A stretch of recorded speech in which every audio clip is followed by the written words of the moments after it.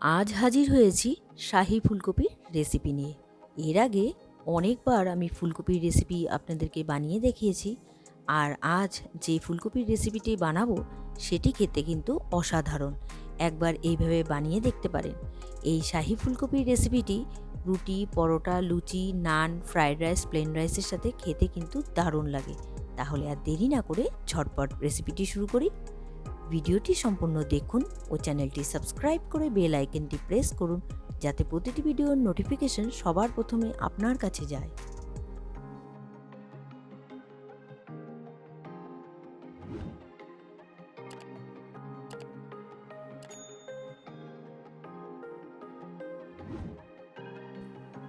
আমি শাহী ফুলকপির রেসিপি বানাবো। ফুলকপি তো লাগবেই। নিয়ে নিয়েছি ফুলকপি। ফুলকপিটা আমি ছোট ছোট করে কেটে নেব, তারপর জলে ভাপিয়ে নেব। জল বসিয়ে দিয়েছি, গরম হয়ে গিয়েছে, আর নুন দিয়ে দিলাম। আর ফুলকপির ফুলগুলো আমি একটু জলে ভাপিয়ে নিচ্ছি। যতক্ষণ এখানে ভাপানো হচ্ছে ততক্ষণ আমি একটি গুঁড়ো মশলা রেডি করে নিই।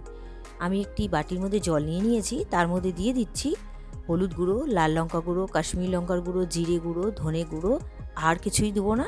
এবার জলে মিক্সড করে আমি রেখে দিচ্ছি। এদিকে ফুলকপি ভাপানো হয়ে গিয়েছে, আমি জল থেকে নামিয়ে নিচ্ছি।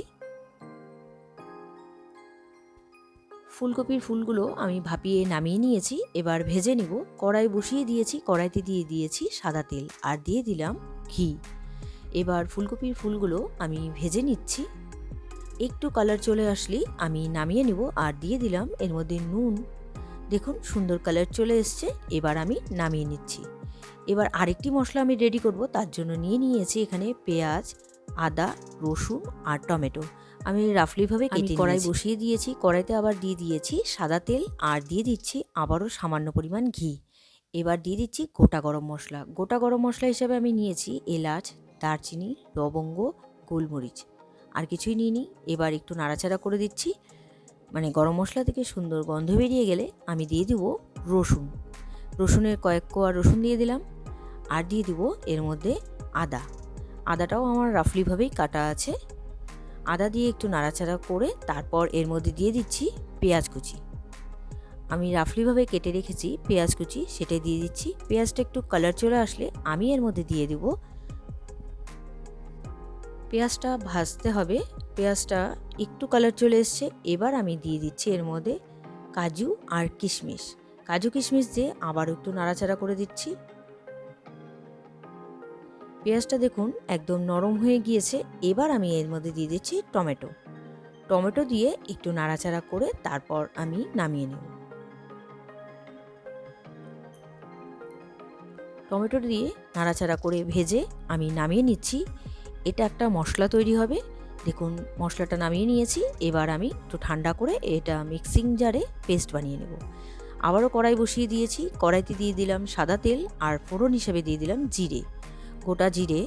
জিরে থেকে সুন্দর গন্ধ বেরিয়ে গেছে। আমি প্রথমে যে রেগুলারে কিছু গুঁড়ো মশলা জলে গুলিয়ে রেখেছিলাম সেটাই দিয়ে দিলাম। মশলাটা খুব ভালো করে কষিয়ে নিতে হবে। এবার এর মধ্যে আমি দিয়ে দিব নুন আর মিষ্টি ব্যবহার করব। যেহেতু এই রান্নায় আমি টমেটো ব্যবহার করছি, সেই কারণে ব্যালেন্স করার জন্য আমি এখানে গুড় ব্যবহার করছি। আপনারা চাইলে চিনিও ব্যবহার করতে পারেন। সামান্য পরিমাণ আমি এখানে মিষ্টি ব্যবহার করলাম। এবার দেখুন মশলাটা কষে গেছে, আর এদিকে আমি যে মিক্সিং জারে মশলাটা বানিয়ে রেখেছি সেটাই দিয়ে দিচ্ছি। আমি আর একবার বলে রাখছি এই মশলার মধ্যে কি কি আছে। পেঁয়াজ, আদা, রসুন, টমেটো, গোটা গরম মশলা, কাজু আর কিশমিশ একসাথে ভেজে তারপর আমি পেস্ট বানিয়ে রেখেছি, সেটাই দিয়ে দিলাম। এবার একটু মশলাটা কষিয়ে নিয়ে এর মধ্যে আমি দিয়ে দিচ্ছি ভেজে রাখা ফুলকপিগুলো। ফুলকপি দিয়ে আবারও একটু মশলাটাকে কষিয়ে নিতে হবে। ফুলকপিটা আমি 50% ভাপিয়ে রেখেছিলাম, আর একটু ঢেকে দিচ্ছি।